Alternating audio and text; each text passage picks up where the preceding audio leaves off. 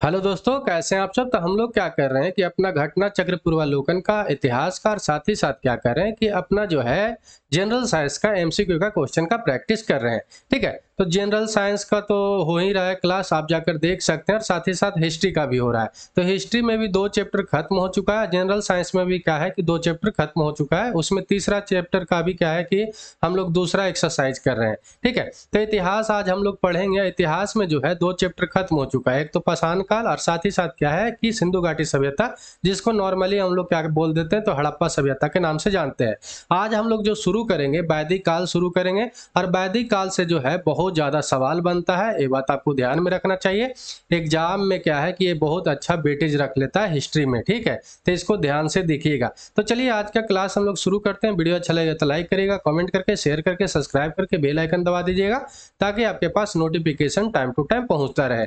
ठीक है, तो आज का जो सबसे पहला क्वेश्चन क्या है, ये जो है यूपीएससी में भी पूछा गया था और यूपीपीसीएस में भी पूछा गया था। आर्य शब्द जो है इंगित करता है, ये बात आपको पूछा गया है। तो जो सबसे पहला ऑप्शन दिया है, निरीह जाति समूह को या बड़ी जन को या भाषा समूह को या श्रेष्ठ वंश को। तो आपको बता दें कि ये जो आर्य शब्द है ना, प्राचीन जो है ईरानी भाषा में क्या होता था कि ये प्रयुक्त होता था, उपयुक्त होता था या उपयोग किया जाता था। ये बात आपको ध्यान में रखना है। तो इसका जो मतलब होता था वहां पे ईरान में, इसका जो मतलब क्या होता था कि ये श्रेष्ठ वंश होता था, मतलब श्रेष्ठता से होता था। ठीक है, मतलब श्रेष्ठ जाति, कुलीन वर्ग। ठीक है, श्रेष्ठता से इसको लिया गया है। तो यहाँ पर जो आंसर जो सही हो जाएगा श्रेष्ठ वंश। ये बात आपको ध्यान में रखना है। ध्यान में रखना है कि आर्य शब्द का मतलब होता है श्रेष्ठ। सिंपल सी ये बात आपको याद रखना है, श्रेष्ठ या कुलीन। और यहाँ पर उस कारण से आंसर जो हो जाएगा आपका डी ऑप्शन सही हो जाएगा।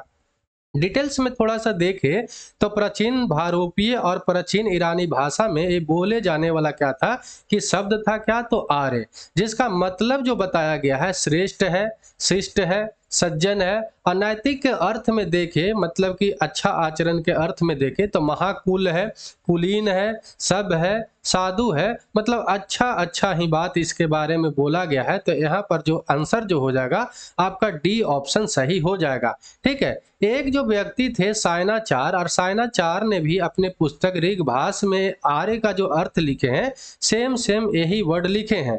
विज्ञ लिखे हैं, यज्ञ का अनुष्ठाता बोले हैं, विज्ञ श्रोता बोले हैं, आदरणीय बोले हैं। मतलब कि यहाँ पर भी जो है साफ साफ साबित होता है कि श्रेष्ठ और कुलीन से ही क्या है कि रिलेशन रखता है।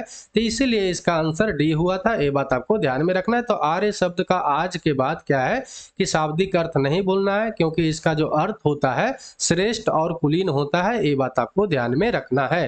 ठीक है, अगला क्वेश्चन क्या है कि क्लासिकीय संस्कृति में जो है आर्य शब्द का अर्थ क्या है। क्लासिकीय संस्कृति यहाँ पर एक वर्ड जोड़ दिया है। ठीक है, तो ईश्वर में विश्वासी होता है, एक वंशानुगत जाति होता है, किसी विशेष धर्म में विश्वास रखने वाला व्यक्ति होता है, या एक उत्तम व्यक्ति होता है। तो आपको बता दें कि एक उत्तम व्यक्ति होता है। ये बात आपको ध्यान में रखना है, क्योंकि अभी हम लोग देखे थे, क्योंकि इसको क्या बोला जाता था, श्रेष्ठ या कुलीन व्यक्ति या उत्तम व्यक्ति।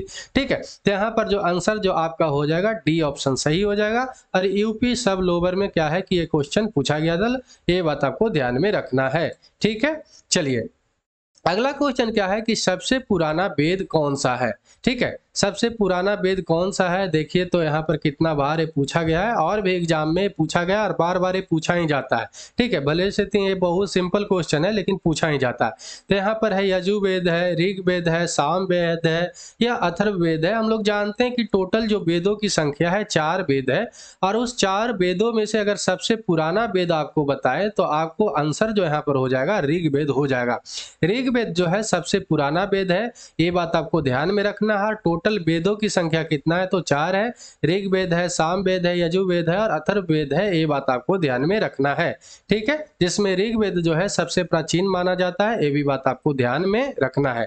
ठीक है, अगला क्वेश्चन क्या है कि त्रयी, त्रयी नाम क्या है, त्रयी नाम से क्या रिलेट करता है, ये बात आपसे पूछा गया है। तो 3 वेदों का रिलेशन है, या धर्म संग युद्ध का है, या हिंदू धर्म में 3 देवताओं का है, या 3 मौसमों का है, क्या चीज का है, ये बात आपसे पूछा गया है।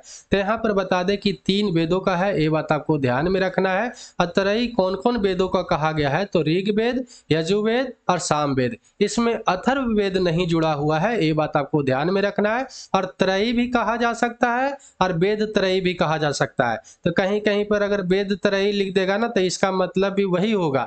ऐसा नहीं कि वेद त्रयी होगा तो उसका आंसर गलत करके चलाइएगा। तो इसका भी आंसर क्या होगा कि 3 वेदों का समूह, 3 वेदों का समूह जिसमें अथर्ववेद ना होना। ठीक है, तो कौन कौन सा वेद होगा, तो जो 3 गो वेद बचेगा तो कौन होगा, ऋग्वेद बचेगा, यजुर्वेद बचेगा और साथ ही साथ सामवेद बचेगा। तो यहाँ पर जो आंसर हो जाएगा आपका ए ऑप्शन सही हो जाएगा। तो यहाँ पर ए ऑप्शन सही है, ये बात आपको ध्यान में रखना है। ठीक है, अगला क्वेश्चन क्या है कि किस वैदिक ग्रंथ में जो है वर्ण शब्द का सर्वप्रथम क्या है कि उल्लेख मिलता है, नामों का उल्लेख मिलता है, ये बात आपसे पूछ रहा है। ठीक है, उत्तराखंड पीसीएस में क्वेश्चन पूछा गया था और भी बहुत सारे एग्जाम में पूछा गया है। तो ऋग्वेद में, अथर्ववेद में, सामवेद में या यजुर्वेद में।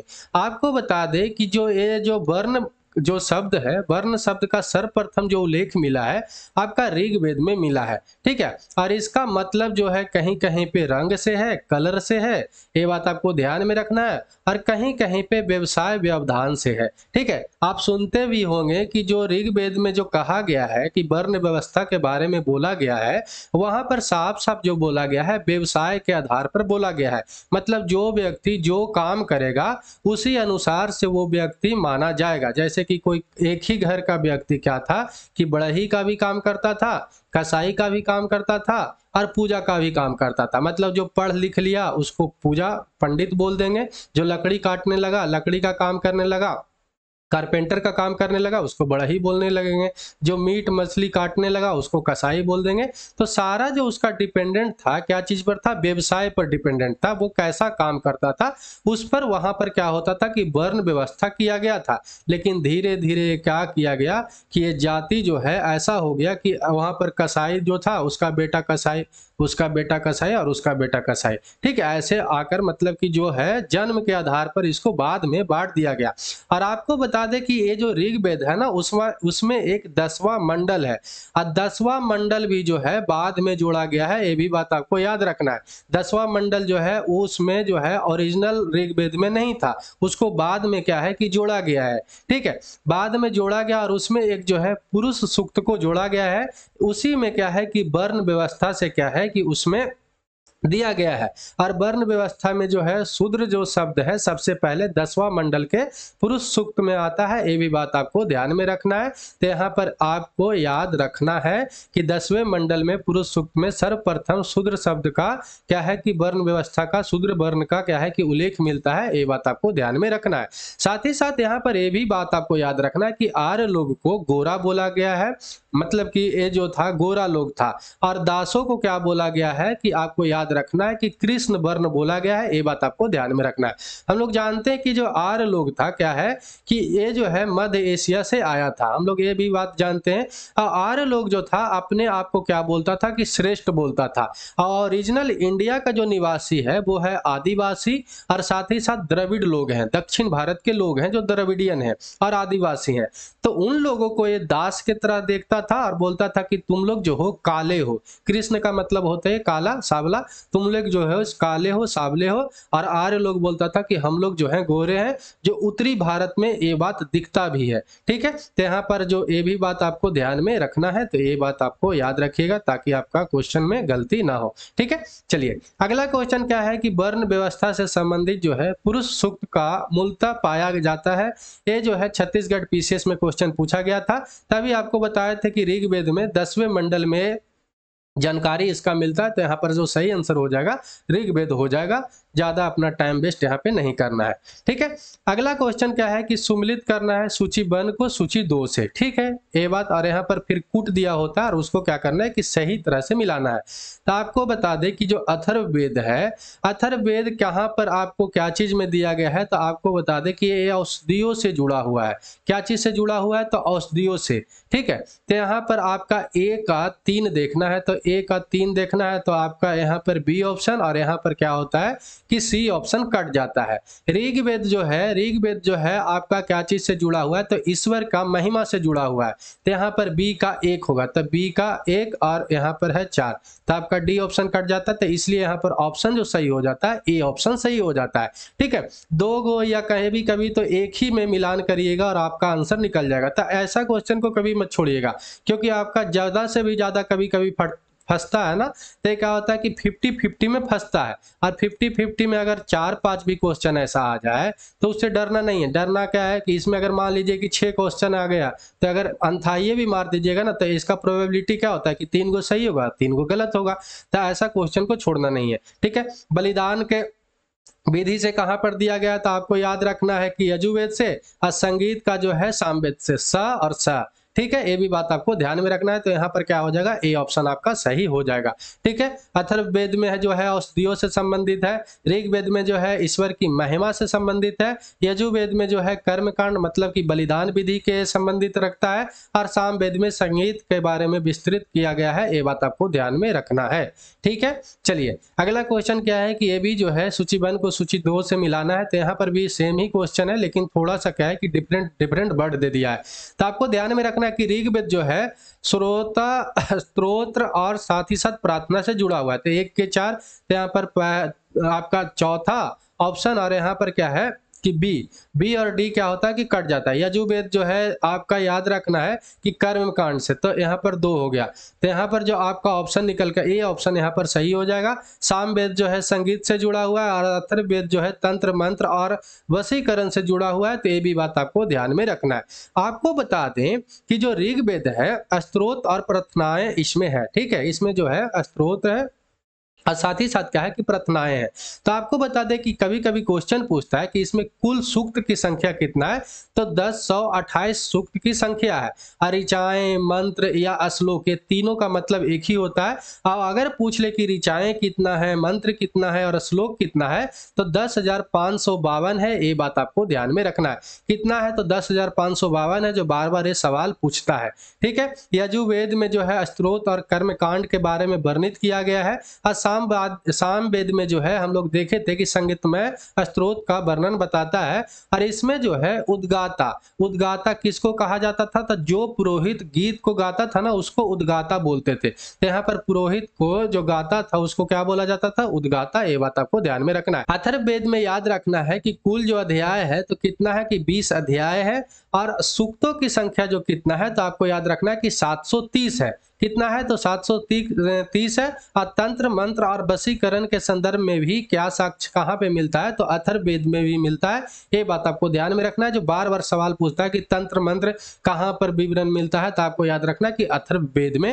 ये बात आपको ध्यान में रखना है। ठीक है, अगला क्वेश्चन क्या है कि निम्नलिखित 4 वेदों में से किस एक वेद में जादुई माया और वशीकरण का क्या है कि वर्णन मिलता है। तो अभी बता रहे थे कि तंत्र मंत्र, जादुई माया और वशीकरण के बारे में कहां पर बताया गया है, तो अथर्ववेद में बताया गया है। ये बात आपको ध्यान में रखना है। तो यहाँ पर जो आपका सही उत्तर क्या हो जाएगा कि सी ऑप्शन सही हो जाएगा। ठीक है, चलिए अगला क्वेश्चन क्या है कि ऋग्वेद में ऋचाएं हैं, और ऋग्वेद में जो ऋचाएं दिया गया है ना, ये छत्तीसगढ़ पीसीएस का क्वेश्चन था।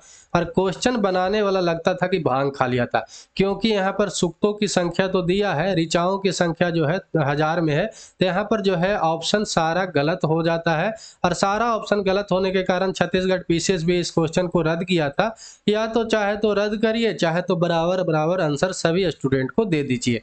ये बात आपको ध्यान में रखना है। तो यहाँ पर ऋग्वेद में जो ऋचाओं की संख्या है, तो आपको बता दें कि 10,552 है। ये बात आपको ध्यान में रखना है। और सूक्तों की जो संख्या है कितना है, तो 1028 है। ये भी बात आपको ध्यान में रखना है, क्योंकि आपको बार बार ये पूछता है। ऋचाएं को ही मंत्र बोला जाता है। ये भी बात आपको ध्यान में रखना है। ठीक है, तो चलिए आज के लिए इतना ही। वीडियो अच्छा लगा हो तो क्या करिएगा, लाइक करिएगा, कमेंट करके, शेयर करके, सब्सक्राइब करके बेल आइकन दबा दीजिएगा। तो जय हिंद, जय भारत।